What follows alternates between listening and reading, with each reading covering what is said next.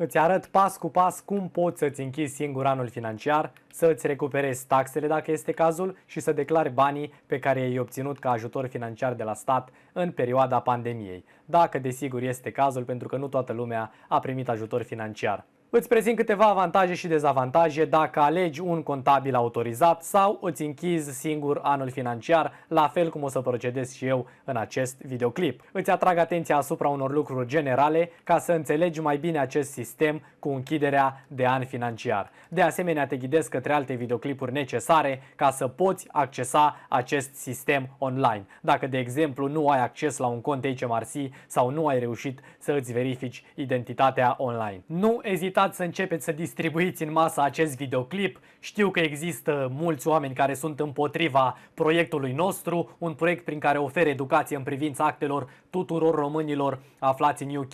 De asemenea, au apărut persoane care așteaptă videoclipurile mele să învețe anumite chestii și prestează servicii de contabilitate pentru români care încă nu au aflat de acest proiect. Fiți parte alături de noi, distribuiți aceste videoclipuri în masă.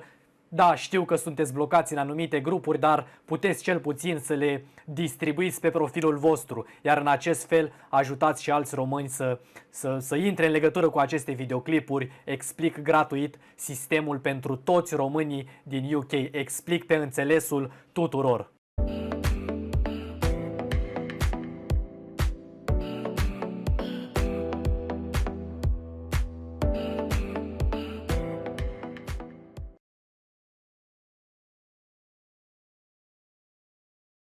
Salutare tuturor! Pentru cei care nu mă cunoașteți, numele meu este Cosmin și ofer ajutor gratuit în privința actelor tuturor românilor aflați în UK.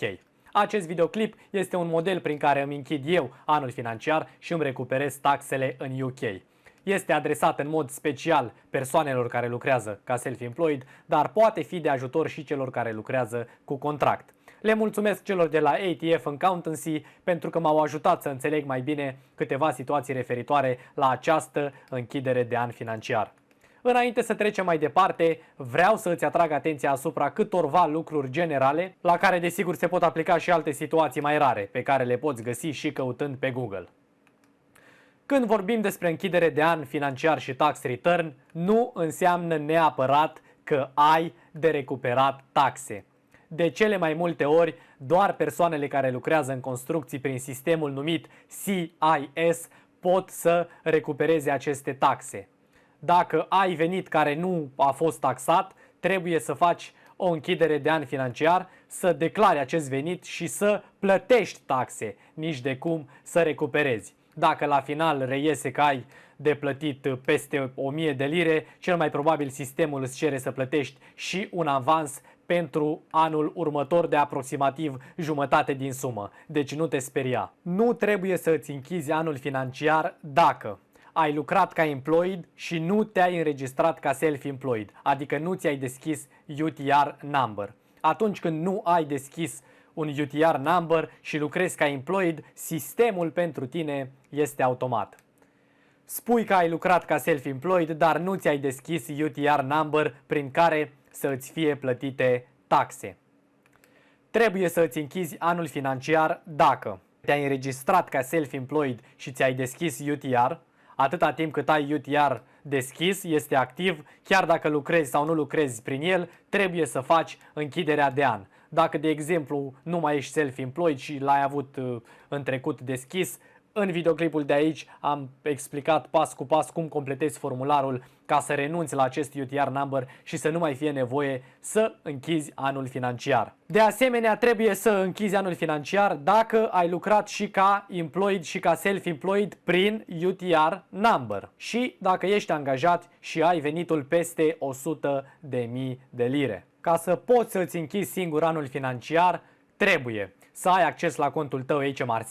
În videoclipul de aici am explicat cum îți recuperezi contul HMRC în cazul în care nu mai știi datele de logare sau din anumite motive nu te poți conecta în el și mai trebuie în anumite cazuri să ne verificăm identitatea online. Iar în videoclipul de aici am explicat pas cu pas cum poți să îți verifice identitatea online prin compania Post Office. Și probabil că te întrebi ce se întâmplă dacă nu închizi anul financiar sau dacă nu închizi anul financiar la timp, pentru că probabil ai auzit aceste informații și în alte părți. Dacă nu faci acest lucru la timp, s-ar putea să primești o amendă care de-a lungul timpului va crește. Iar în videoclipul de aici am explicat acest subiect și cum poți să verifici dacă nu cumva ai primit și tu o astfel de amendă. Despre declararea banilor, dacă ai lucrat ca employed, dar te-ai înregistrat și ca self-employed plătind taxe prin UTR number, la această închidere de an financiar vei declara atât banii proveniți din employed cât și banii proveniți din self-employed.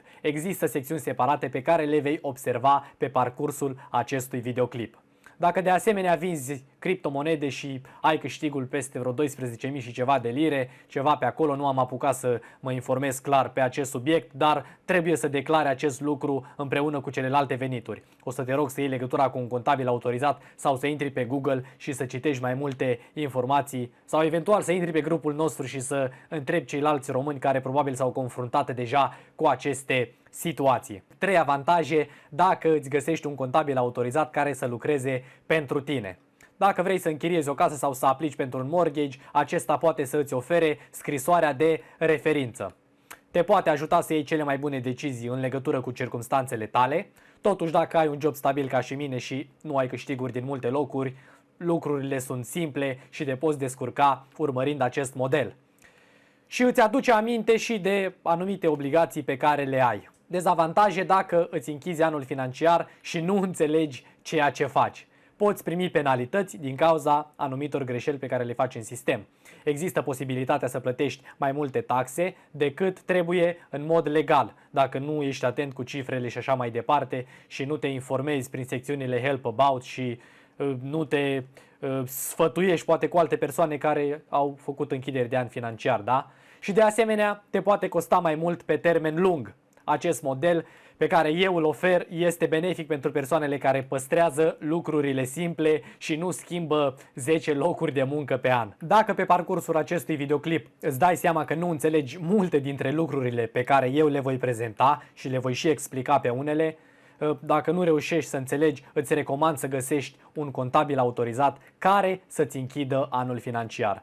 Dacă totuși nu ți se pare complicat și ai doar anumite întrebări și nelămuriri, poți să te alături grupului nostru creat special pentru discuții despre acte în UK. Acolo poți să creezi o postare și vom încerca să te ajutăm. Nu uita să ne lași un screenshot. Poți să lași un screenshot și din acest videoclip pe care eu îl prezint imediat, sistemul de acolo, și să ne întrebi cam ce ar trebui să bifezi și așa mai departe și vom încerca să-ți dăm un răspuns care să te ajute pentru situația ta. Hai să trecem la treabă. Nu va fi un proces rapid. Dacă nu ai timpul necesar să completezi totodată, poți să renunți oricând și să te întorci, pentru că informațiile vor rămâne salvate de fiecare dată când vei apăsa acel buton verde Save and Continue.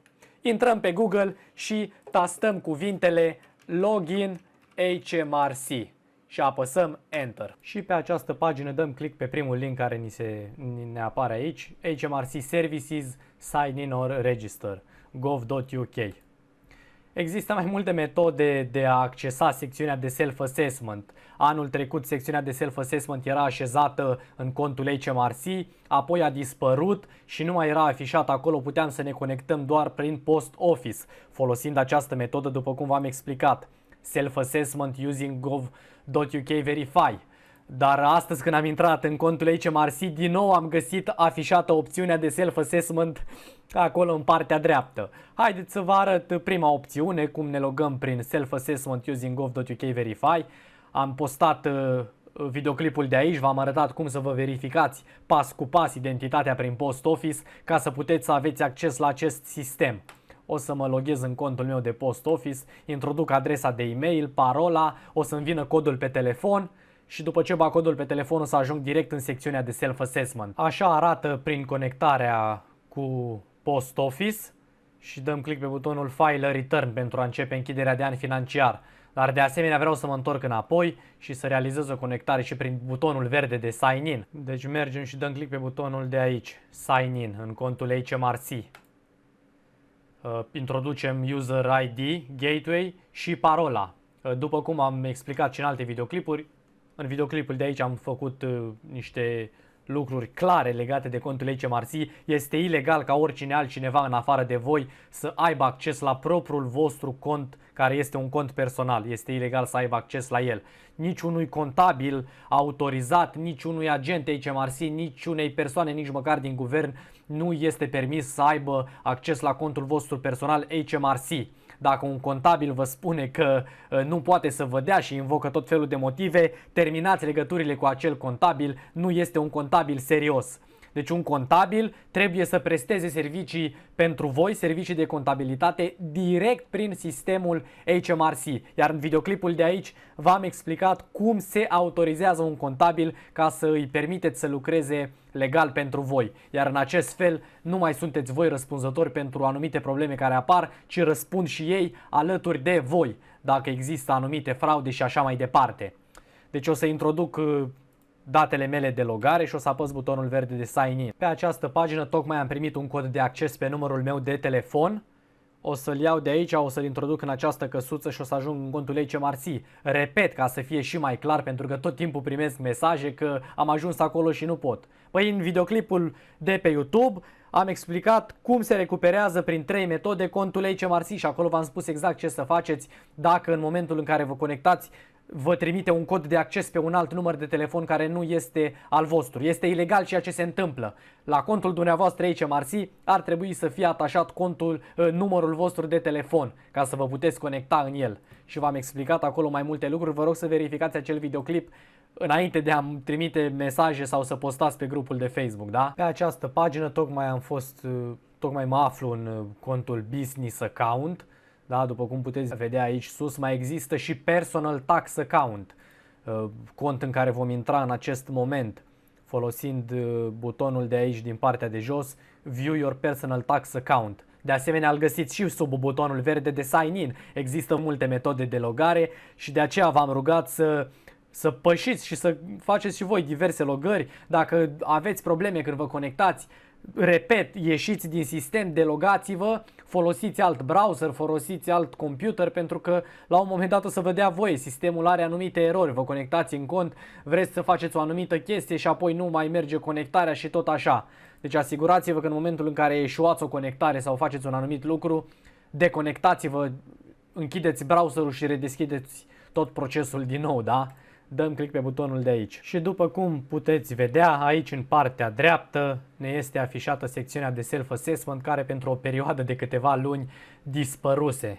Cei de la HMRC au început să facă anumite schimbări în sistem datorită numărului imens de fraude care au avut loc în perioada pandemiei, da?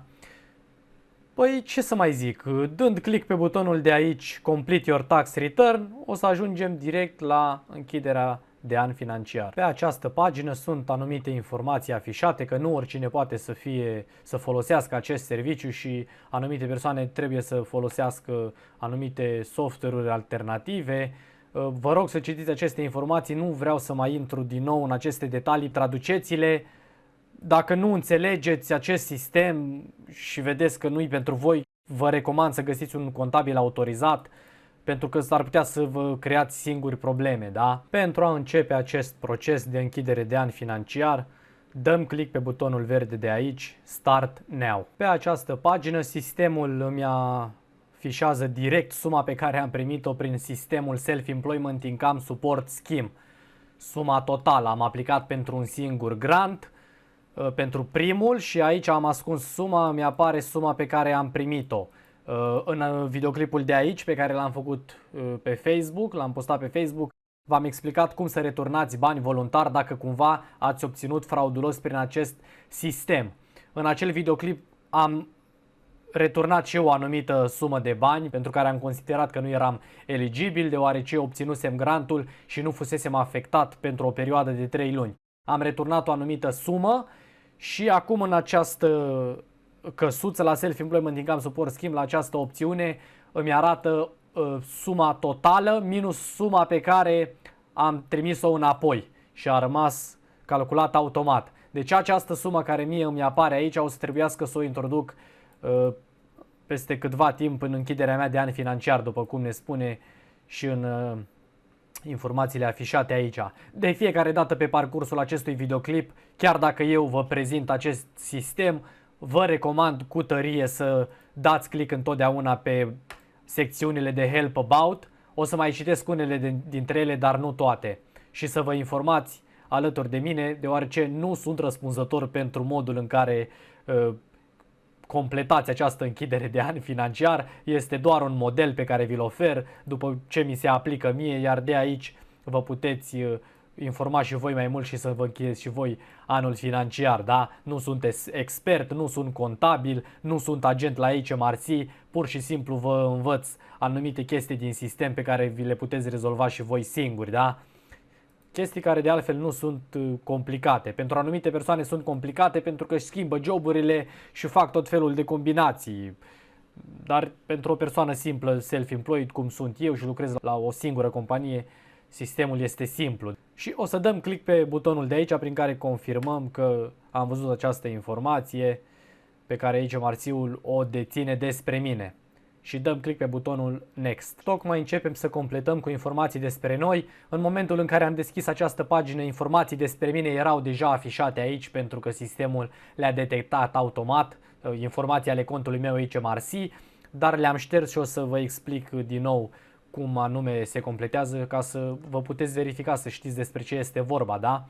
Deci apare Cosmin Ugaen, tax return pentru anul 2020-2021. Spune-ne despre tine. Și aici o informație interesantă. Dacă există căsuțe cu opțional, aceste căsuțe nu înseamnă că sunt opționale și că alegem dacă le completăm sau nu. Nu, sunt căsuțe pe care trebuie să le completăm dacă ni se aplică. Dacă, de exemplu, pe mine mă cheamă Cosmin Ugaen și atât, căsuța aceasta cu middle name, care se referă la cel de-al doilea prenume, rămâne liberă. Dar dacă, de exemplu, mă cheamă Cosmin Constantin Ugaen, practic această opțiune mi se aplică, deși aici scrie opțional. Și va trebui să introduc al doilea prenume al meu. Of, Doamne! First name. Deci first name, numele meu este Cosmin. Începem cu primul prenume. Last name este Ugaen, am trecut deja, da? Numele de familie. Și middle name, al doilea prenume. Constantin. Dăm un exemplu. Constantin. Cosmin Constantin Ugaen. Aici am ascuns eu UTR number-ul meu. În această căsuță introducem National Insurance Number-ul. Apare că e opțional, dar după cum înțelegem din această informație, dacă este relevant, ar trebui să completăm. Deci introducem National Insurance Number-ul. Nu introduceți cu spații, da? Introduceți împreunat National Insurance Number-ul. Telefon number, adresa de e-mail, introduceți adresa voastră de e-mail corect. Aici vă verificați adresa pe care sistemul va detecta-o deja în contul HMRC.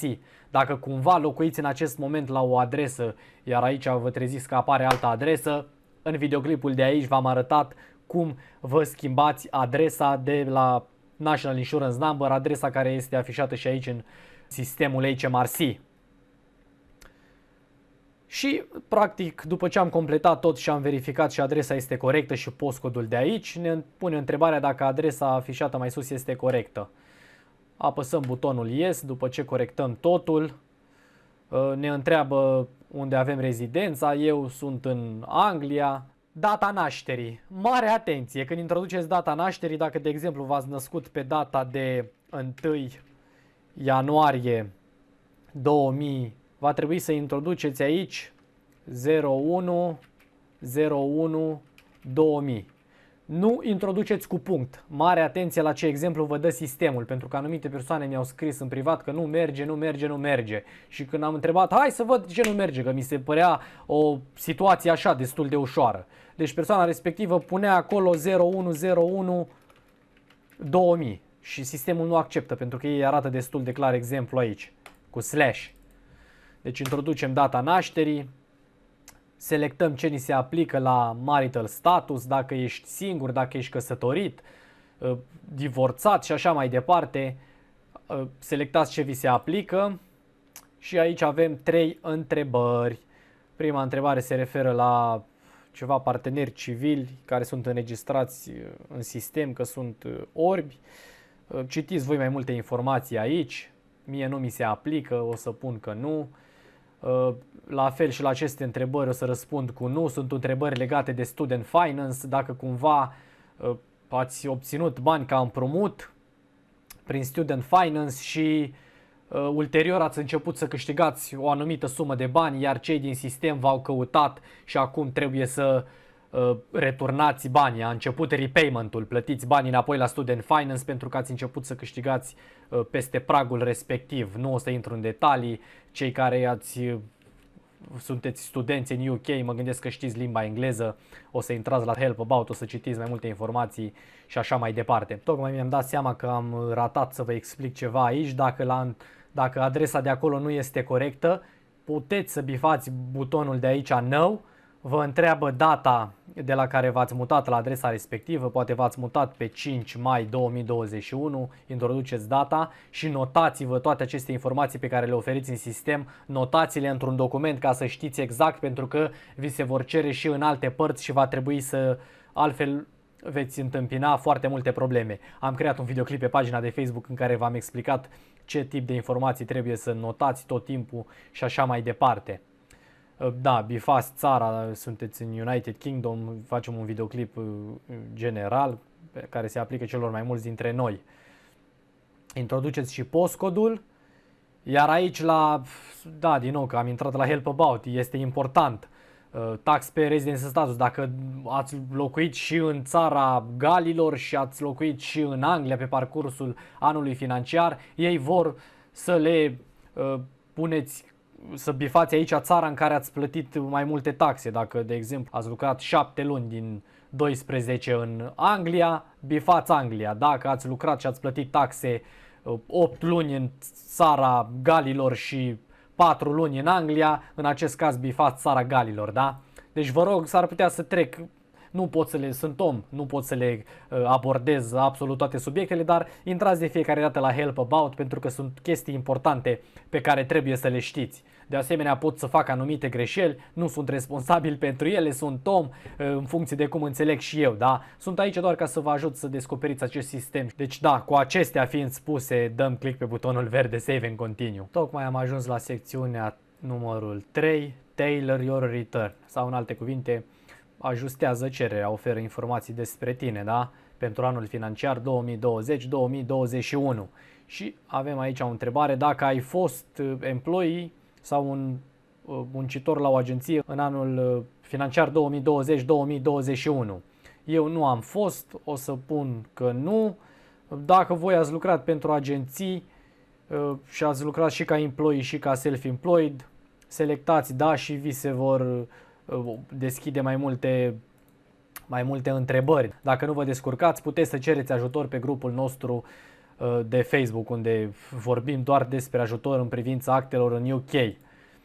Deci selectați ce vi se aplică. Dacă selectezi aici Yes, vei oferi câte joburi ai avut de genul în employment și pe mai târziu în închiderea de an financiar ți se vor deschide alte pagini unde vei introduce separat cifre pentru employment.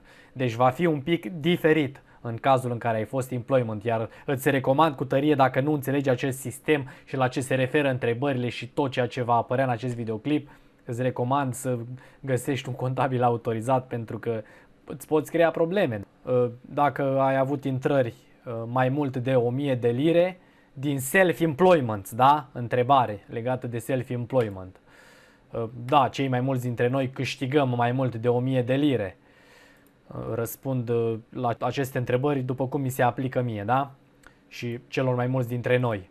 Câte joburi ca self-employed ai avut? Dacă ai lucrat ca și labor în construcții și ai mai avut ca și cleaner la oameni în casă, tot în self-employed, și ai mai lucrat nu știu pe unde, pune-le pe toate. Câte joburi de self-employed ai avut, atâtea treci. Eu, de exemplu, am avut un singur job. Am lucrat la o singură companie în construcții și atâta tot. Deci o să trec că am avut un job. Și aici ne întreabă să oferim detalii despre businessul acesta. Business name, că am decât unul. Dacă sunt două, o să mă întrebe despre amândouă, dar am unul. Deci la business name poți să dai click și pe Help About, da? O să introducem numele nostru pe care îl avem în self-employed, da? Cosmin, Constantin, ca așa am spus, UGAEN, ca și exemplu. Aici mă întreabă dacă am fost într-un parteneriat, nu am fost, dacă am primit bani din închirieri proprietăți și așa mai departe. Vă rog, dacă aveți de-a face cu aceste lucruri, să citiți la Help și să căutați și mai multe informații pe internet ca să știți exact ce trebuie să completați.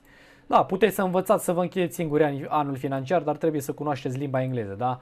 Găsiți pe Citizen Advice și în multe alte locuri probabil, nu știu exact, că nu am căutat informații despre acestea, toți cei care vă interesează.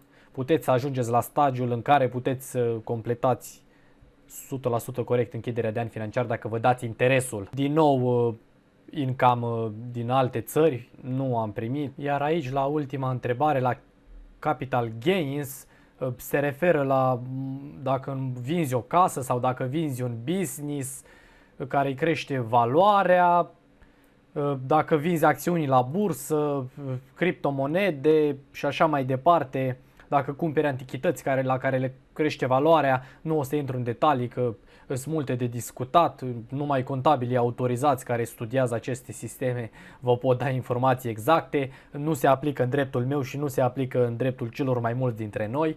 O să răspundem cu nu și dăm click pe butonul verde Save and Continue. Pagina 2 din 3 de la Tailor Your Return, da? Cu aceste informații de aici, după cum v-am spus și la închiderea de anul trecut, mie nu mi se aplică personal și nu ni se aplică celor mai mulți dintre noi.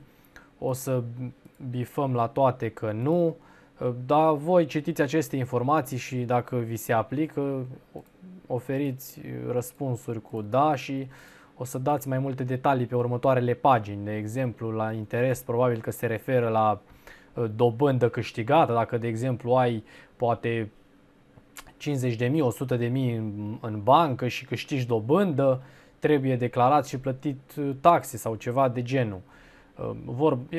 Te întreabă dacă ai primit dividende, UK pension, beneficii de la stat, child benefit și așa mai departe. Deci citiți aceste informații și dacă vi se aplică, răspundeți corect la aceste întrebări. Tocmai era să sar peste această întrebare importantă care a apărut anul acesta despre ajutoarele oferite de guvern. Ne întreabă dacă ai solicitat incorect o sumă prin ajutoarele oferite de guvernul britanic pe perioada pandemiei, da?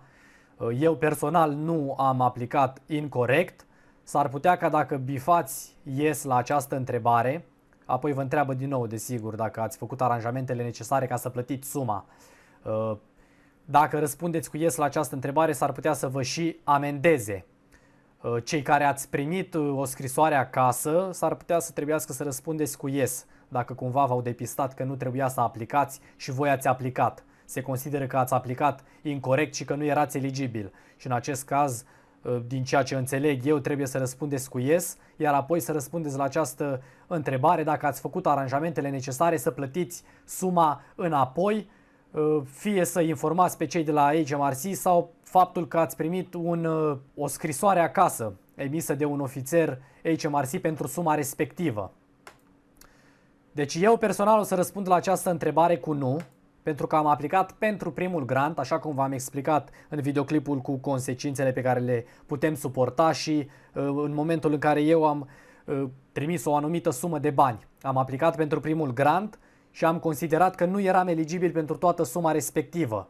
Pentru că asta ne recomanda sistemul la primul grant, să aplicăm pentru a ne garanta plata, că sistemul era instabil. Am aplicat pentru suma respectivă, dar nu am aplicat incorect. Și apoi am ales voluntar să returnez o anumită sumă înapoi. Nu am primit nicio înștiințare acasă. Deci am returnat voluntar. Eu consider că nu am aplicat incorect și n-au de ce să mă amendeze din acest punct de vedere, că puteam să nici nu-i trimit înapoi poate. Dar eu am vrut să fac lucrul acesta, ca să fiu sigur că nu o să am probleme cu sistemul. Deci o să răspund la această întrebare nu. Încerc să mai explic o dată. Dacă voi ați aplicat incorect, dacă cumva ați primit o scrisoare de la HMRC, garantat v-au depistat că ați aplicat incorect.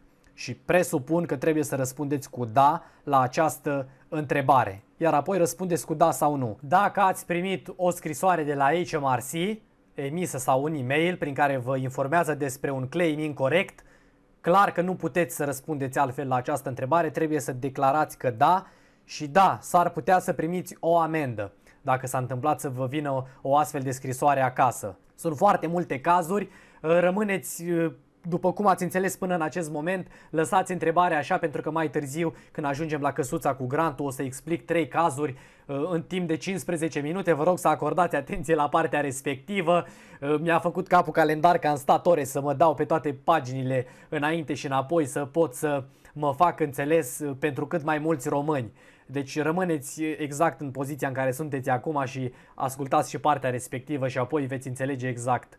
Sper că veți înțelege că am dat foarte multe explicații. Click pe butonul verde, Save and Continue. Pagina 3 din 3 de la secțiunea 3, Tailor Your Return. Din nou o serie de întrebări care mie personal nu mi se aplică și nici celor mai mulți dintre noi nu ni se aplică. Dar da, ca idee, dacă ai donat la charity pe aici, dacă ai făcut contribuții la pensie personală, da? Așa, ce mai avem pe aici? Da, traduceți voi oricum aceste întrebări.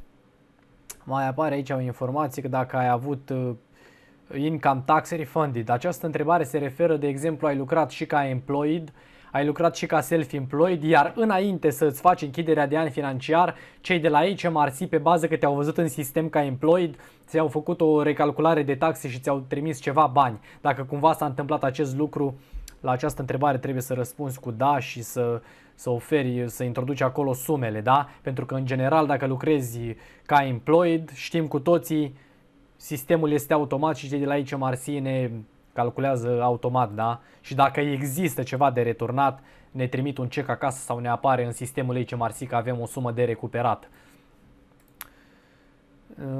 Da, deci, cum am spus, răspundem la aceste întrebări cu nu, pentru că nu ni se aplică celor mai mulți dintre noi. Celor care se aplică, răspundeți cu da. Și ultima întrebare, de asemenea, dacă acționezi tu pentru tine sau acționează altcineva în numele tău, mare atenție, nu mai dați acces la conturile HMRC și da, acționați voi pentru voi. Și apăsăm butonul verde Save and Continue. Am ajuns la partea de verificare a progresului. Sunt de la secțiunea 4, da? Fill in your return. Fill in your return. După cum știți, am completat deja împreună detaliile despre noi. Am completat cele 3 pagini, da? Iar acum am ajuns la secțiunea de self-employment. Vedeți că apare deja entered, da? A fost deja introdus și apar secțiuni care nu sunt entered. La final de toate aceste secțiuni de la 4, puteți să dați click oricând și să vă întoarceți la orice secțiune, dacă vreți să editați anumite detalii și așa mai departe.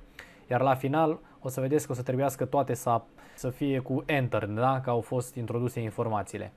Ok, deci informații despre self-employment. Cei care ați bifat că ați fost și în employment, ați lucrat ca employed pentru anumite companii sau agenții, probabil că aici o să vă afișeze și despre employment, da? Dar eu nu pot să ofer acest model pentru că nu am lucrat în employment, da? Bun, deci introducem informații despre self-employment și dăm click aici. Bun, ne aflăm pe prima pagină de la detaliile pentru self-employment. Avem aici o chestie importantă, că dacă ai avut un venit total mai mare de 85.000, ar trebui să iei în considerare faptul că trebuie să te înregistrezi pentru VAT, da? Și aici apare întrebarea, dacă ai avut câștiguri mai mult de 85.000 de lire sau mai mult. Eu am bifat deja că nu am avut. Dacă voi ați avut, bifați cu da, desigur. Și aici ne afișează mai multe căsuțe să selectăm în funcție de circumstanțele noastre personale care se aplică la self-employmentul nostru. Vă rog să traduceți voi aceste informații, cei care aveți de a face cu ele, cunoașteți deja denumirile și știți că trebuie să bifați, aveți secțiune de help about la fiecare. Ce am văzut aici, o chestie interesantă, că dacă ai avut un câștig total de mai puțin de 1000 de lire, de 1000 de lire sau mai puțin din self-employment și totuși vrei să plătești voluntar, Nino Class 2, poți să bifezi această căsuță. Aici din nou apare că dacă ai avut câștiguri de 1000 de lire sau mai puțin din self-employment și ai vrea să ceri bani înapoi care ți-au fost deduși la CIS, Construction Industry Scheme. De exemplu, ai lucrat în construcții și venitul tău pe tot anul a fost doar de 700 de lire pentru care ai plătit taxe, da? Și apoi ți-ai schimbat jobul și ai plecat în altă parte, poți să ceri acei bani înapoi, da? Și na, în general pentru mine nu se aplică și nici pentru cei mai mulți dintre noi nu se aplică, bifați nimic pe aici, decât ultima căsuță că nimic dintre acestea nu se aplică și dăm click pe butonul verde Save and Continue. Pagina 2 din 2 de la secțiunea de Self-Employment, da? Unde am dat click adineauri. La punctul numărul 4 ne aflăm, da? Fill in your return. Business name este numele nostru.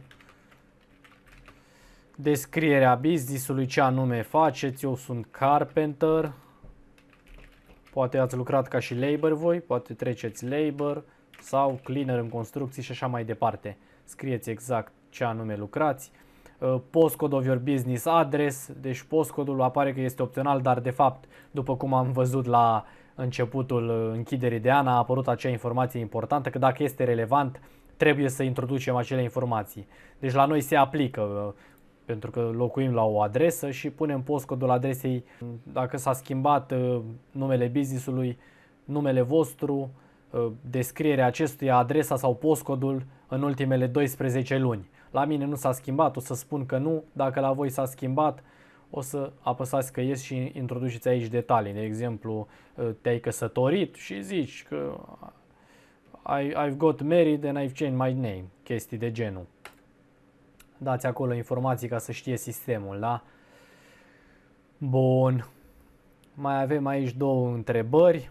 Dacă afacerea ta a început după 5 aprilie 2020, te rugăm să introduci data respectivă. Apare că e opțional, dar de fapt nu este opțional, că ni se aplică la unii dintre noi. Eu o să las curat pentru că nu mi se aplică. Businessul meu a început în anul 2018 poate sau 2019 și sistemul știe deja ce sunt, știe că sunt ca self-employed, nu au apărut alte schimbări în sistem și am rămas așa. Dacă voi, de exemplu, ați început activitatea de self-employed în anul 2020 în luna iunie, în această căsuță trebuie să introduceți data respectivă. Bun. Dacă afacerea ta a încetat după 5 aprilie 2020, dar înainte de 6 aprilie 2021. La această întrebare, din nou, la mine nu se aplică, o să spun că nu. Dacă la voi se aplică, trebuie să puneți exact data respectivă, ca sistemul să vadă exact aceste informații. Dacă, de exemplu, businessul s-a încheiat pe parcursul și nu mai sunteți ca self-employed, anul viitor nu vă vor mai pune să închideți anul financiar, pentru că vor vedea în sistem că ați încheiat activitatea ca self-employed și ați trecut pe employment. Deci introduceți data dacă cumva ați încetat businessul între 5 aprilie 2020 și 6 aprilie 2021. Eu nu am încetat, o să bifez că nu și dăm click pe butonul Save and Continue. Bun, pe această pagină introducem data până la care se fac aceste calculări și așa mai departe. De obicei introducem data la care se închide anul financiar. 05/04/2021 este data la care se închide anul financiar în fiecare an. Dacă vă veți închide anul financiar în 2022, pentru anul financiar 2021-2022, veți introduce 5/4/2022. Dar acum suntem la închidere de an financiar pentru anul, cum scrie aici, 2020-2021. Și aici o întrebare la care am dat fail data trecută, din păcate nu am fost atent la aceste detalii, dar nu este nimic greșit, explicația a fost greșită, dar răspunsul rămâne același pentru cei mai mulți dintre noi. Eu îmi verific payslip-urile, îmi verific facturile în momentul în care fac calculele aici, da? Și acest lucru înseamnă că bifez nu. Dacă voi, de exemplu, nu aveți payslip-uri și trebuie să faceți calculele pe foaie, să calculați totul, să faceți deduceri de la intrările pe în contul bancar pentru că nu ați avut payslip-uri și așa mai departe, s-ar putea să trebuiască să bifați yes, nu sunt sfaturi legale, este un model după cum închid eu anul financiar. Fiecare trebuie să citească informațiile la Help About și să completeze după cum crede că îi se aplică, da? Cu acestea fiind spuse, dăm click pe butonul Save and Continue. Turnover, deci cum am spus și anul trecut, este suma totală a veniturilor din self-employment, da? Grosul, dăm un exemplu, 30.000. Iar la această căsuță, deci mare atenție, pentru că sunt persoane care mi-au trimis poză și mi-au zis că am introdus aici banii pe care i-am primit prin SIASS, banii de la granturi. Banii de la granturi nu se introduc aici, deci scrie clar că introduceți ajutoare pe care le-ați primit pe perioada pandemiei, da? Ajutor pentru coronavirus, cum ar fi Coronavirus Job Retention Scheme, acel sistem numit CJRS, și spune clar, dar nu introduceți Self-Employment Income Support Scheme Grants și este opțional. Deci cei care nu au primit ajutor pe perioada pandemiei n-au nimic de introdus aici. Cei care au primit ajutor prin Self-Employment Income Support Scheme și au primit bani de la granturi nu au nimic de introdus aici. Este pentru celelalte tipuri de ajutoare, da? Referitoare la CJRS, da? Și dacă dați click aici pe Help About, găsiți informații exacte despre acest sistem și despre faptul că detalii referitoare la granturi o să existe pe altă pagină, da? Deci în cazul meu nu am de introdus nimic aici pentru că eu am primit bani prin Self-Employment Income Support Scheme, am aplicat pentru primul grant. Această căsuță nu mi se aplică, deci citiți voi informații la Help About.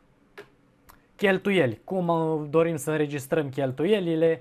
La fel ca și anul trecut, le declar ca o valoare totală și aici introduc o anumită sumă. Dacă nu știți exact ce cheltuieli se pot deduce, cei de la ATF Accountancy, cei care m-au ajutat să înțeleg mai bine câteva situații referitoare la această închidere de an financiar, au postat la ei pe site, o să găsiți acolo la secțiunea de blog, informații legate de ce cheltuieli pot fi deduse, da? Puteți să găsiți mai multe informații pe această pagină și de asemenea pe site-ul meu voi posta în curând un articol despre aceste cheltuieli.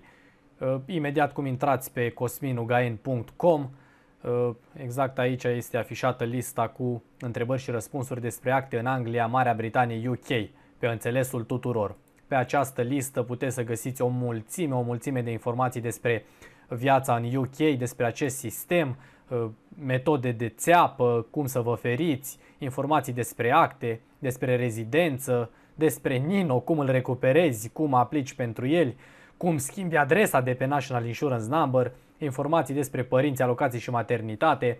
Am vorbit, avem informații juridice, informații legate de contul HMRC, despre UTR Number există un tutorial de la A la Z, un articol în care se explică totul, cum îl obții, ce este, cum renunți la el. Informații despre employed, angajați, am început să discutăm și despre aceste subiecte și multe alte informații. Această listă este actualizată periodic în funcție de cum discutăm subiectele în cadrul acestui proiect. Dacă vă place ceea ce fac prin acest proiect pentru a crea unitate între români și pentru a produce o schimbare majoră în UK, dați like acestui videoclip, abonați-vă la acest canal de YouTube, este gratuit și veți primi și voi o notificare în momentul în care voi încărca pe YouTube. Hai să dăm un exemplu și de 3000 de lire cheltuieli. Și dăm click pe butonul Save and Continue. Pe această pagină, din nou niște informații care rămân necompletate de mine, în cele mai multe cazuri rămân așa. Sunt informații referitoare la anumite investiții, dacă ați cumpărat mașini și chestii din astea, echipamente, da? Le trebuie introduse aici, le puteți citi secțiunile de la Help About. Recomand că dacă aveți astfel de cheltuieli și așa mai departe să luați legătura cu cineva în măsură, cu un contabil autorizat care cunoaște bine aceste informații, da? Deoarece nu pot eu să redau acum într-un videoclip de acesta absolut toate aceste informații. Deci pentru mine nu se aplică și nici pentru alții care lucrează tot la fel ca și mine și nu investesc sume imense în echipamente scumpe, da? Deci dăm click pe butonul Save and Continue. Pe această pagină, prima căsuță se referă la cheltuieli pe care tocmai le-am introdus acolo la expenses, da? Dacă, de exemplu, ați avut un abonament de 10 lire pe lună și ar veni 120 de lire pe an, dar voi l-ați folosit și pentru personal, nu numai pentru business, atunci trebuie restricționate cheltuielile și trebuie introdus cât ați folosit în scop personal. La fel și cu mașina. Dacă ați mers cu mașina și ați cheltuit, ați plătit pentru combustibil, dar l-ați folosit și pentru uz personal, trebuie făcute niște calcule și introdus aici o sumă totală pentru ele, da? Iar în această căsuță, abia aceasta este căsuța unde noi trebuie să introducem suma pe care am obținut-o în total prin sistemul Self-Employment Income Support Scheme. Suma pe care am primit-o în total de la granturi. Da, sunt aici anumite informații la Help About. De exemplu, eu am aplicat pentru primul grant și în videoclipul de pe Facebook v-am explicat că am returnat o anumită sumă înapoi pentru că am considerat că nu sunt eligibil.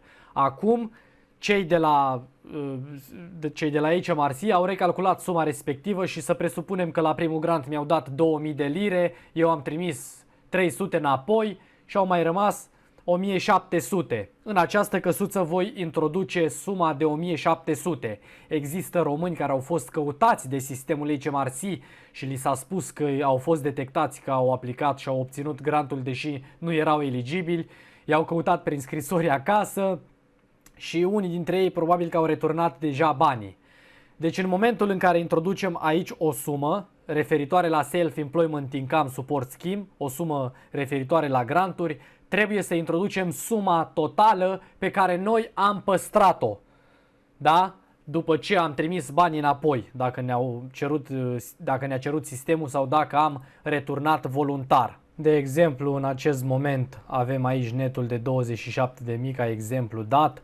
Mai dau un exemplu și că am primit 1700 bani la granturi, iar acest net acum devine 28.700 și se modifică suma, da? Deci ca să fac lucrurile și mai clare, o să iau câteva cazuri pe rând. 1. Dacă nu ai obținut bani de la granturi prin acest sistem numit Self-Employment Income Support Scheme, nu ai nimic de introdus în această căsuță.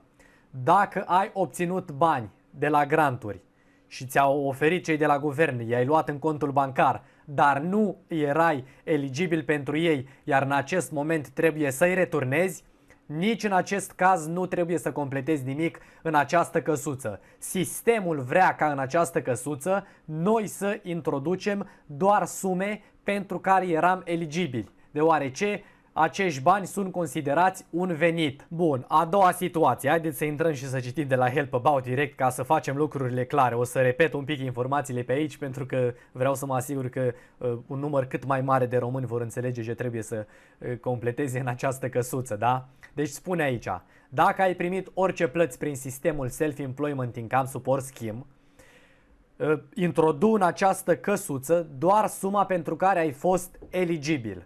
Și aici îți spune mai jos că dacă ai primit o scrisoare sau un e-mail acasă, un assessment, o evaluare emisă de un ofițer HMRC în legătură cu un payment pe care tu l-ai obținut incorect, te rugăm să introduci în această căsuță doar suma pe care tu ai reținut-o la final. Deci să presupunem că ai fost eligibil pentru primul grant, ai fost eligibil și pentru al doilea grant, totul ok, iar pentru al treilea grant ai aplicat, l-ai obținut, dar cu toate astea nu mai erai eligibil, pentru că poate cei de la HMRC te-au depistat deja și ți-au trimis o scrisoare acasă, sau poate că tu conștientizezi în acest moment că nu mai erai eligibil să aplici pentru cel de-al treilea grant, că poate te-ai mutat în țară, iar unul dintre criteriile de eligibilitate era că tu vei continua să muncești în UK în momentul în care ai aplicat pentru al treilea grant. Deci asigurați-vă că Dacă ați aplicat pentru granturi, ați fost eligibil și vi se aplică criteriile de eligibilitate. Am discutat deja în videoclipurile de pe Facebook. Deci acesta ar fi al doilea caz. Al doilea caz de persoane sunt acele persoane care au obținut granturi și vor introduce în această căsuță doar suma pentru care au fost eligibili. Dacă cumva ați primit o scrisoare de la cei de la HMRC că trebuie să trimiteți o anumită sumă de bani înapoi, chiar dacă nu ați trimis-o încă înapoi și urmează și ați făcut aranjamentele necesare, sau chiar dacă ați trimis-o deja, deci în această căsuță veți pune suma pe care ați păstrat-o la final. Deci să dau și un exemplu pentru cazul acesta. Ai primit un grant de 3000 de lire și cei de la HMRC te-au căutat că trebuie să returnezi înapoi 600 de lire. În această căsuță vei introduce suma de 2400 de lire, dacă asta e tot ce ai primit tu de la guvern, o sumă de 3000. Poate ai primit o sumă de 12.000, că ai aplicat pentru mai multe granturi, iar cei de la guvern te-au căutat să trimiți înapoi 1500. Calculezi, 12.000 minus 1500 este suma totală pe care tu ai obținut-o și o vei introduce în această căsuță. Pe de altă parte mai există cazul meu. Am returnat voluntar. Dacă conștientizați că nu ați fost eligibili pentru un anumit grant, pentru o anumită sumă, să știți, chiar dacă nu v-au evaluat încă și n-ați primit o scrisoare acasă, s-ar putea să o primiți peste câteva luni, când vor ajunge să vă verifice și pe voi personal. Și în momentul acela, dacă voi vă închideți deja tax return-ul și declarați minciuni, s-ar putea să vă amendeze și să trebuiască să plătiți o grămadă de bani, să vă coste mult mai mult. Deci aveți foarte mare grijă ce faceți. Dacă nu ați fost eligibil pentru anumite sume de bani, deși le-ați obținut, faceți cum am făcut eu, returnați voluntar aceste sume de bani. Am explicat în videoclipul de aici tot sistemul. Este mai bine să faceți demersurile necesare, returnați voluntar ce știți că nu erați eligibili, iar la final sistemul este foarte simplu. Vă întoarceți la acest videoclip și în această căsuță introduceți exact suma pe care ați păstrat-o după ce ați trimis o anumită sumă de bani înapoi. Și repet cum am procedat eu, dau un exemplu. Am primit o sumă de 5.000 de lire și am decis ca să returnez voluntar pentru că am considerat că nu eram eligibil pentru întreaga sumă. Am intrat, v-am explicat în videoclipul de acolo, am intrat în sistem, am trimis numărul de referință de la grant și am pus acolo niște detalii de ce vreau să returnez înapoi o anumită sumă. Și dau un exemplu. Din suma de 5.000 de lire pe care ei mi-au trimis-o, eu am returnat 500 de lire și am informat prin codul de referință. După aproximativ o săptămână, ei au intrat în sistem și au făcut calculele și au trecut în sistem că nu mi-au oferit un grant de 5.000 de lire, mi-au oferit un grant de 4.500 de lire. Iar această sumă a fost și clară în momentul în care m-am apucat să-mi închid anul financiar. Calculele erau deja făcute, mi-au spus. Apare în sistem că ai primit o sumă la granturi de 4.500, te rugăm declară suma când vei ajunge la căsuța aceasta. Și exact suma aceasta a trebuit să o declar. Deci pentru mine sistemul a fost foarte simplu, că nu m-am băgat să fac combinații. Am făcut direct ce am avut de făcut, am urmărit instrucțiunile din guvern, am citit, am respectat ceea ce guvernul ne cere și atâta tot. Sistemul este foarte simplu. Oamenii complică lucrurile și situațiile. Și voi singuri complicați situațiile în care puneți urechile și ascultați pe X și pe Y pe grupurile de pe Facebook. Nu! Intrați și citiți voi sistemul. Intrați voi și citiți sistemul cu ochii voștri în paginile de la guvern și acționați după cum vă cere guvernul. Nu după cum vă spune altul că eu am procedat așa, că merge, că nu știu ce. Nu, nu merge. Sistemul este digital. Suntem în 2021. Nu mai merge. La această închidere de an financiar vorbim despre grantul 1, grantul 2 și grantul 3. Cine obține al 4-lea și al 5-lea grant, acesta este calculat, din câte am găsit o informație, va fi calculat pentru anul financiar 2021-2022. Deci pentru această închidere de an financiar discutăm despre primele 3 granturi. Și mergem mai departe la un alt caz, da?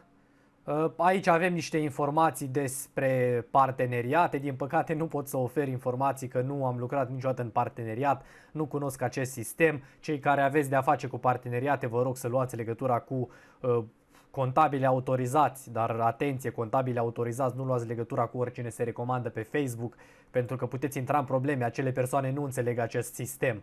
Nu mai intru iar în detalii, da? V-am explicat de foarte multe ori. Apare aici o altă informație și zice așa: Deci un al treilea caz.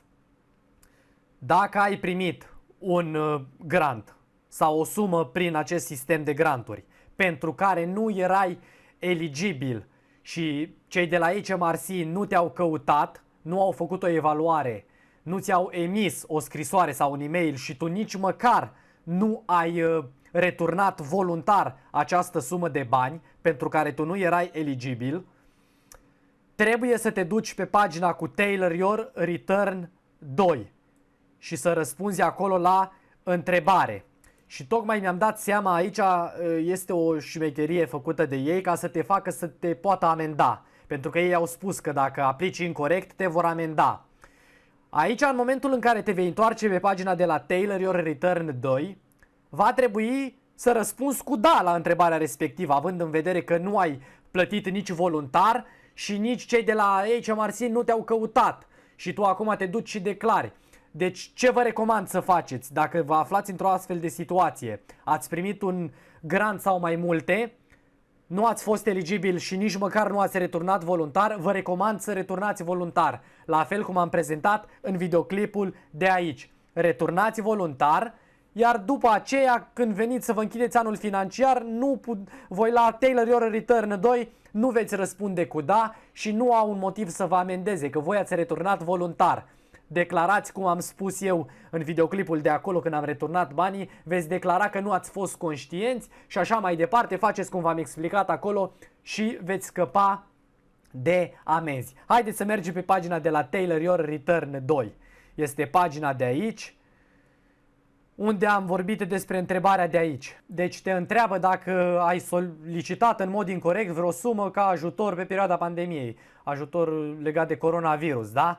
Deci în momentul în care tu returnezi banii voluntar, la această întrebare vei răspunde cu nu. Dacă returnezi toate sumele pe care tu le-ai obținut pentru că le-ai obținut fraudulos, la această întrebare vei răspunde nu. Vei ajunge și aici la partea aceasta cu grantul și vei lăsa căsuța goală pentru că tu ai returnat toți banii și nu mai ai probleme cu acest sistem, da? Că îți spune aici că du-te la pagina, deci îți spune, du-te la pagina Tailor Your Return, deci du-te la pagina de aici și răspunde la această întrebare dacă ai primit granturi pentru care nu erai eligibil, iar cei de la HMRC nu te-au căutat în privința asta și nici măcar nu i-ai returnat voluntar. Deci dacă tu returnezi banii voluntar, la această întrebare răspunzi cu nu, aici nu mai introduci nimic, dacă ai trimiți toți banii înapoi și ai scăpat de probleme. Sistemul pentru tine s-a încheiat aici, nimeni nu mai are treabă cu tine. În schimb, dacă ai primit bani și nu îi returnezi voluntar, ei au spus că dacă faci cererea și primești bani, pentru că ei pierd timpul cu tine. Tu, pentru faptul că ai aplicat, angajații respectivi a trebuit să-și piardă timpul cu tine și de aceea pun acum amenziile, că trebuie să-și câștige banii înapoi, că te-a mâncat undeva, cum s-ar spune, să aplici pentru grant și nu trebuia și așa ți-ai pierdut și ție timpul și le-ai pierdut timpul și lor și acum te amendează.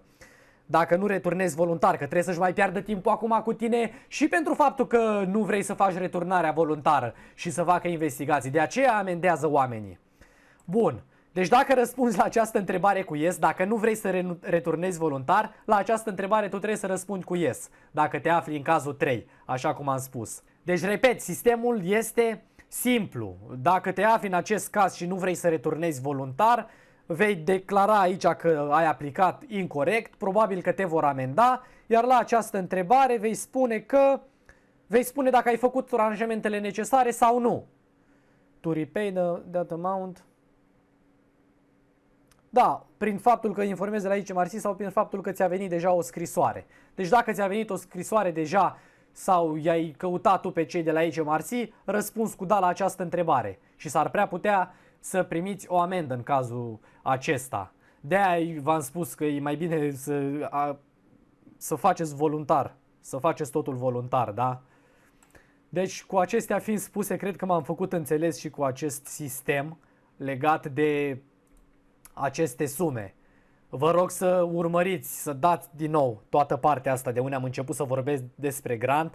Dați play din nou și mai dați odată play până vă asigurați că înțelegeți sistemul. Returnați voluntar, repet încă o dată, returnați voluntar dacă ați obținut bani și nu erați eligibili dacă nu ați îndeplinit criteriile de eligibilitate. Poate că nu v-au trimis încă o scrisoare, dar s-ar putea să vă evalueze în momentul în care verifică închiderea de an financiar, vă depistează în sistem. Poate ați plecat în țară și nu ați fost eligibili. Returnați voluntar pentru că o să vină amenziile din spate. O să fie multe probleme, o să vă și treacă în sistem cu bulină neagră, că au văzut că ați obținut banii și nu vreți să faceți demersurile necesare și așa mai departe. O să vadă dacă v-ați mutat în țară și nu ați mai continuat să munciți în UK pentru că acesta era un criteriu de eligibilitate. Vă spun, de exemplu, în contul HMRC mi-a apărut din nou secțiunea de self-assessment. Am sunat un prieten care a făcut anumite chestii prin sistem, nu a vrut să asculte și nu are secțiunea de self-assessment acolo în partea dreaptă, în contul HMRC. El trebuie să intre cu verificarea identității. Eu personal nu mai mă pot conecta în secțiunea de self-assessment fără să mai intru prin post office. Să fie acest lucru din cauza că am fost corect sau nu, numai sistemul știe. De aceea vă recomand tuturor, faceți demersurile necesare și fiți oameni corecți, pentru că veți avea nevoie de sistem și o să dea din numeri. O să-i căutați și o să stați prin telefoane cu ei și o să zică că nu te putem ajuta acum, că nu știu ce, că bla bla bla. Vor vedea că poate nu vă descurcați bine cu engleza și așa mai departe. Nu știm ce se află în spatele acestui sistem. Ceea ce știm toți este că trebuie să fim oameni corecți. Sistemul este digital și trebuie să fim corecți. Faceți demersurile necesare, returnați voluntar și cred că mai mult de atât nu mai pot să explic despre această returnare și despre declararea acestui grant. Sper că m-a făcut înțeles. Trecem mai departe. Ce mai avem aici? În partea de jos nu mi se aplică această secțiune, nu se aplică la cei mai mulți dintre noi. Este vorba de pierderi pe care le-am avut în anul precedent financiar sau mai mulți ani în trecut. Și aici mai avem orice alt income care nu a fost deja inclus. Ce nu a fost inclus, de exemplu, la secțiunea aceea unde am discutat despre Corona Virus Job Retention Scheme, da? Da, nu mi se aplică mie aceste informații, nu se aplică la cei mai mulți dintre noi, dar care aveți anumite afaceri, între ghilimele, ca să zic așa, dacă închirieri proprietăți și așa mai departe și ați primit bani de la stat, ar trebui să luați legătura cu o persoană în măsură care să vă dea sfaturile necesare, da? Cu acestea fiind spuse, am introdus și banii de la grant. Dăm click pe butonul Save and Continue. Pe această pagină, din nou, informații legate de pierderi. Nu mi se aplică aceste informații. Puteți să intrați la Help About și să citiți. Dacă aveți anumite pierderi în afaceri și așa mai departe, click pe butonul verde Save and Continue. Introducem taxele care au fost plătite pe venit, da? Deci nu taxele de la National Insurance Number, cum am primit alte mesaje, se subînțelege, da? Deci e vorba despre persoanele care lucrează în construcții, după cum puteți vedea aici, Construction Industry Subcontractors Only, deci sistemul CIS. În partea cealaltă am trecut grosul, iar aici ce taxe ne-au fost deduse pe venit. Hai să dăm din nou un exemplu, o să introduc 6.000 de lire taxe. Deci este o căsuță opțională pentru persoanele care lucrează în construcții. Pentru că acest exemplu de închidere de an financiar, da, eu recuperez taxe că lucrez în construcții, dar sunt alte persoane care nu lucrează în construcții și care vor avea de plătit la finalul acestei închideri de an. Deci cazurile și circumstanțele sunt mereu diferite, da? Cu acestea fiind spuse, dăm click pe butonul verde Save and Continue. Pe această pagină, din nou, informații care mie personal nu mi se aplică, nu se aplică celor mai mulți dintre noi, referitoare la Nino Class 4, faptul că putem să fim exempt și să nu plătim, dar nu avem mai nimic de bifat aici. Dacă vi se aplică ceva, puteți să bifați voi pentru voi, da? Pentru mine nu se aplică. Click, Save and Continue. Pe această pagină avem o căsuță în care nu am completat nici anul trecut nimic, nu completez nici acum. Este legată de anumite informații adiționale. Putem să o lăsăm goală, dar dacă aveți ceva de obiectat, de informat, echipa HMRC, puteți să o faceți și să scrieți în această căsuță, dacă considerați că ar trebui să le spuneți ceva și nu ați reușit să introduceți informația respectivă pe parcursul acestei închideri de an financiar. Click pe butonul verde Save and Continue. Pe această pagină ne sunt afișate niște informații, un rezumat al sumelor pe care le-am introdus. Am introdus că am avut un venit de 30.000 de lire, am avut 3.000 de lire cheltuieli și aici apare suma de la grant, la Tax Adjustments. Ei au introdus suma de 1.700 pe care noi am declarat-o și se consideră un venit. După cum puteți vedea, au fost adăugați aici și este venit 28.700 de lire. Deci doar o verificare a informațiilor. Acestea sunt niște exemple pentru voi. Și puteți să printați această pagină dacă doriți, dar oricum se poate vizualiza și mai târziu, deci este ok. Cu acestea fiind spuse, click pe butonul verde Save and Continue. Pe această pagină, informații despre Class 2 National Insurance, contribuții. Despre aceste lucruri ne-a vorbit Lavinia pe site. Există două articole în care ne-a vorbit despre pensia privată și pensia de stat. La pensia de stat sunt incluse aceste informații, puteți să citiți acolo mai multe. Dacă profiturile sunt de 6.475 sau mai mult, trebuie să plătești Class 2 National Insurance. Dacă profiturile sunt mai mici de 6.475 de lire, nu ești obligat să plătești acest Class 2 National Insurance, dar s-ar putea să vrei să-l plătești totuși voluntar și mai jos apar informațiile respective. Pentru anul 2020-2021, Class 2 National Insurance este de 3 lire și 5 pence pe săptămână. Recordurile tale self-employed arată că datorezi să plătești pentru asta 158,60 de lire, da? Mai multe detalii aici, dacă doriți să găsiți, da? Nu prea... Deci toți cei care au peste 6.475 profituri plătesc automat această taxă.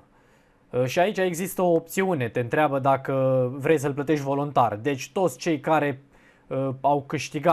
au profituri în anul 2020-2021, au profituri mai mici de 6.475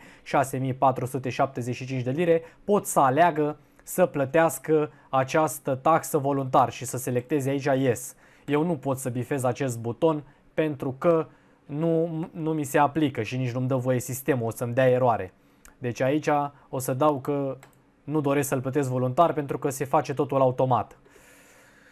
Cu acestea fiind spuse, dăm click pe butonul verde Save and Continue. Întrebare referitoare la cei care lucrează prin PAYE, cei care lucrează angajați cu contract. În cazul meu nu se aplică și mă întreabă dacă suma de aici este corectă. Pentru mine, da, este corectă.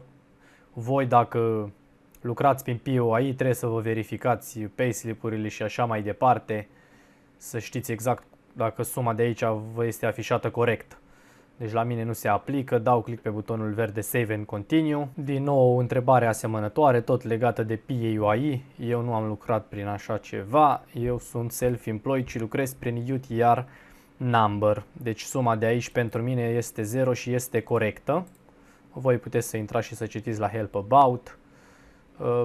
Da, cam atât. Save and Continue și aici. Și pe această pagină, tot referitor la acest PAYE și la Tax Code, eu nu am avut de-a face cu ele, nici nu înțeleg, puteau să le pună pe toate o pagină.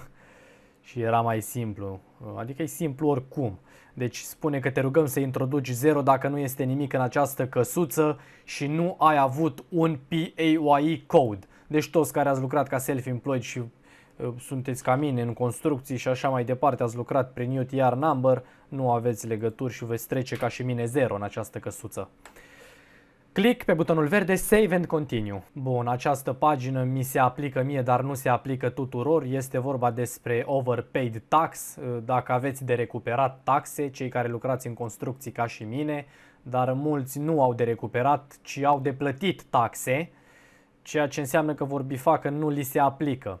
Dar pentru noi cei care avem de recuperat taxe, pentru că zice aici că dacă crezi că ai plătit prea multe taxe, ar trebui să le spui celor de la HMRC unde vrei să îți trimită banii înapoi. Ce să vă recomand? Este partea, aici și apare un mesaj că te rugăm acordă 4 săptămâni înainte să contactezi echipa HMRC pentru a face verificări cu payment-ul tău. Vor fi foarte multe probleme anul acesta, v-am explicat din luna octombrie, am prevăzut aceste lucruri și mulți români se plâng că nu le intră banii de la tax return, le rămân în pending și așa mai departe. Se întâmplă aceste lucruri pentru că au apărut foarte multe verificări în sistem, ne verifică la sânge, ca să zic așa, bănuiesc, și pot să dureze poate și 2-3 luni de zile.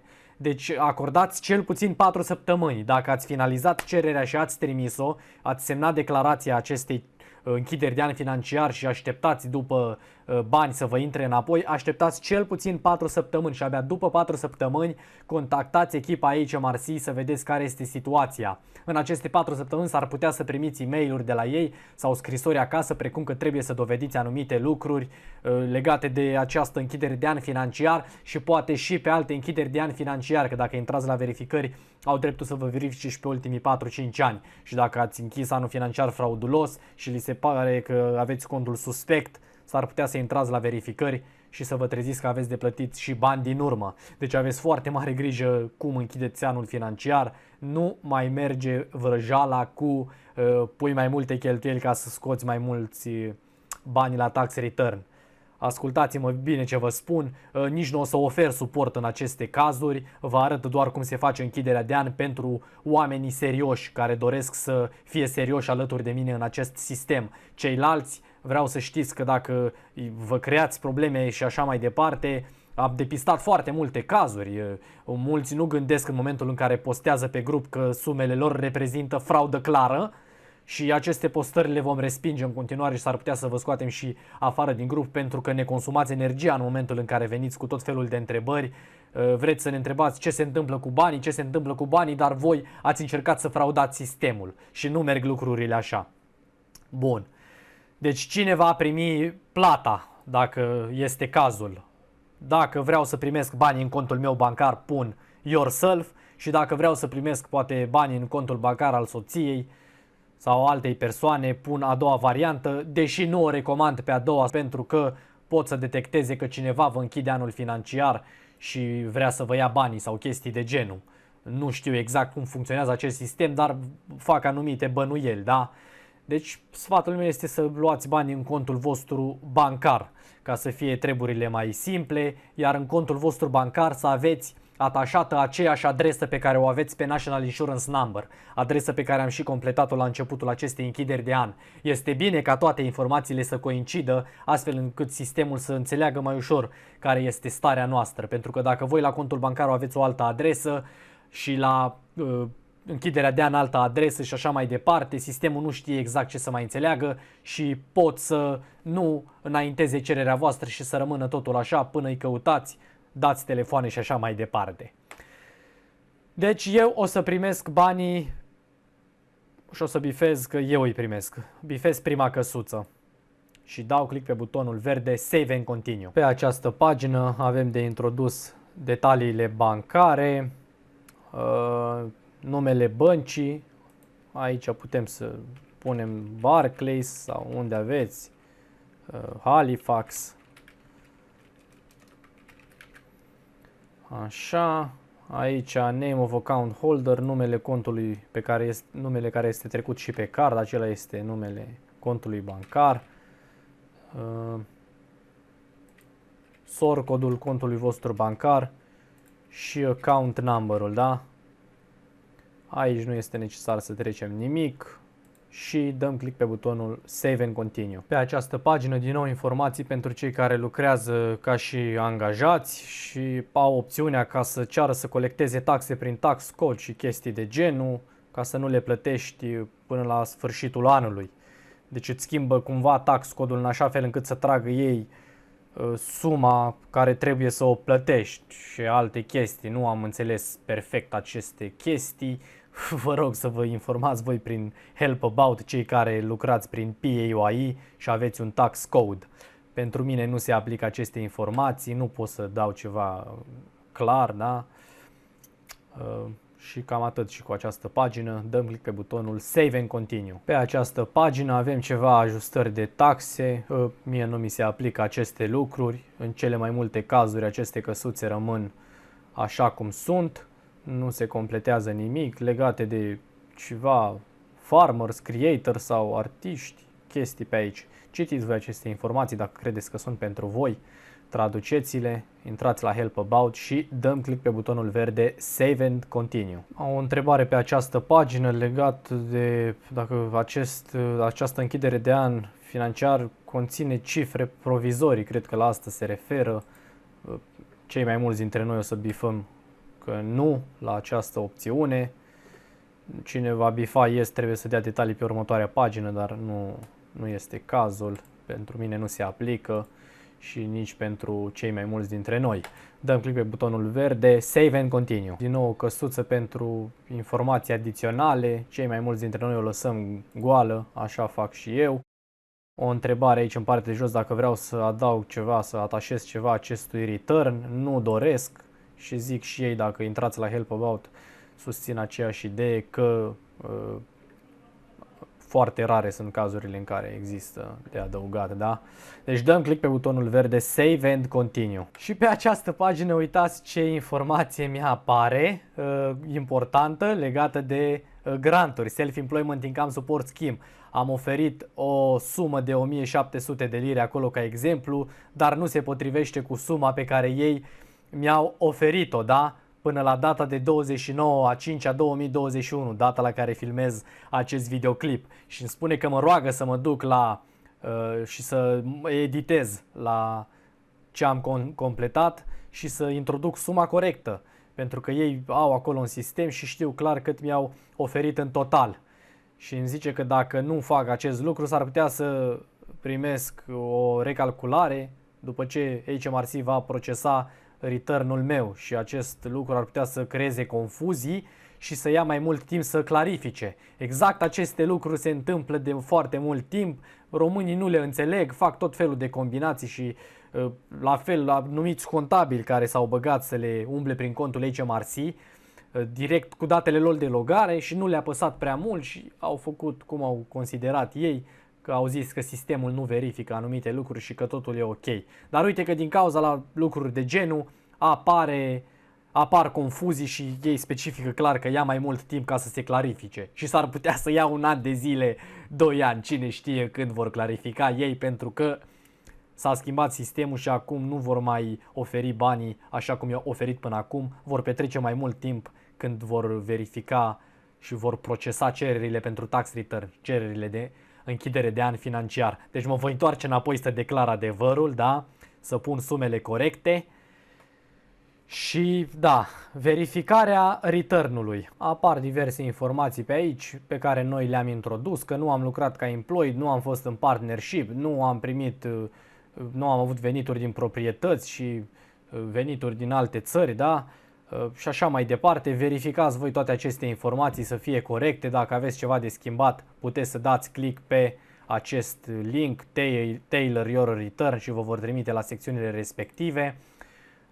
Dacă vrei să schimbi detalii despre tine, s-a întâmplat ceva, dai click aici pe această secțiune. După cum v-am spus, la final toate vor apărea aici ca și Entered. La mine apar toate ca și Entered. Dacă la voi apare undeva cu gri și apar cuvintele Not Entered, trebuie să intrați pe acea secțiune și să terminați de completat, da? Nu sunteți obligați să mergeți de la cap la coadă într-o singură oră, în 2 ore, ca să completați această închidere de an financiar, da? Puteți să vă întoarceți oricând și să reluați pașii, da? Pentru completare. Deci cu acestea fiind spuse, dacă totul este ok, dăm click pe butonul de aici, de jos, Next. Pe această pagină ne apare suma pe care o avem de recuperat. Am de recuperat pe baza informațiilor de test pe care le-am introdus pentru voi. Trebuie să recuperez suma de 435 de lire. Anul trecut am introdus, la videoclipul din octombrie, am introdus aceleași informații, am introdus 30.000 de lire venit, aceleași cheltuieli, aceleași taxe deduse și suma a fost de 1537 de lire la recuperare. Vedem clar acum este diferit pentru că a apărut grantul, am avut venit de la granturi. Desigur că o să intru să meditez acum cifrele și o să fac corect, da?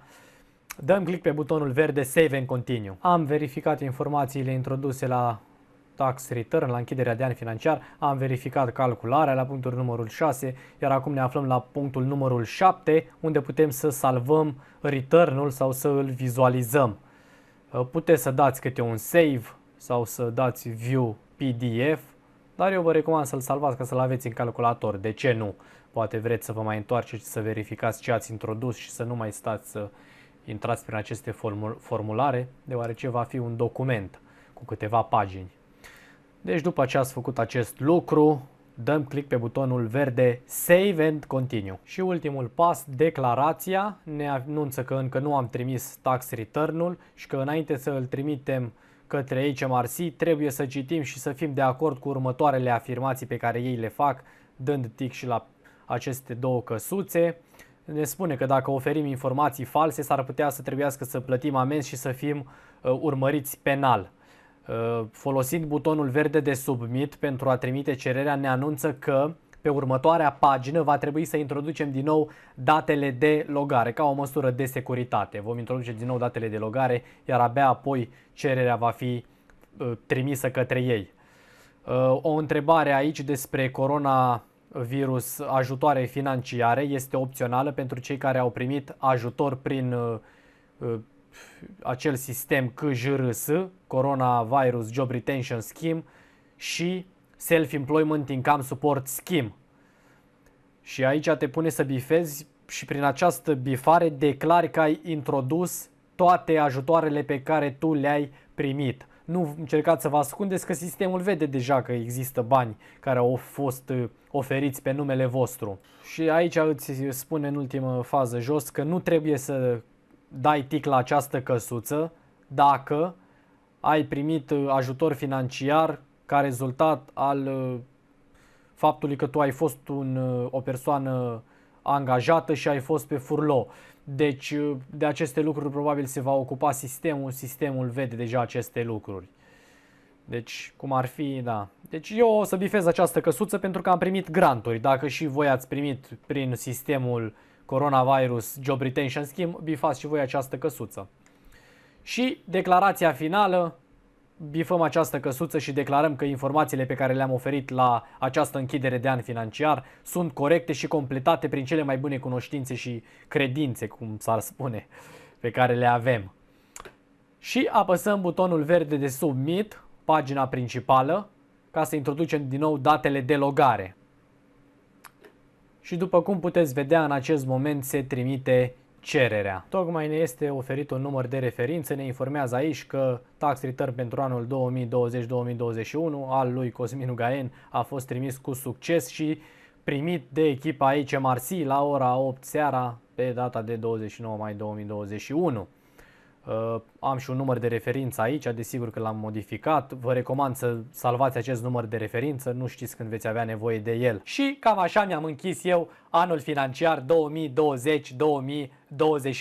Dacă ți-a plăcut acest videoclip și vrei să fii și tu la curent cu ceea ce postez despre acest sistem din UK, apasă butonul like, abonează-te la acest canal de YouTube, este gratuit și vei primi și tu o notificare de fiecare dată când voi încărca un videoclip nou. De asemenea, mă poți găsi și pe Facebook sub numele de Cosmin Ugaen și acolo postez aproape zilnic despre viața în UK și postări despre dezvoltare personală. Tot pe Facebook avem grupul creat special pentru discuții despre acte în UK, un grup cu reguli stricte unde poți să postezi chiar dacă nu știi să scrii corect gramatical.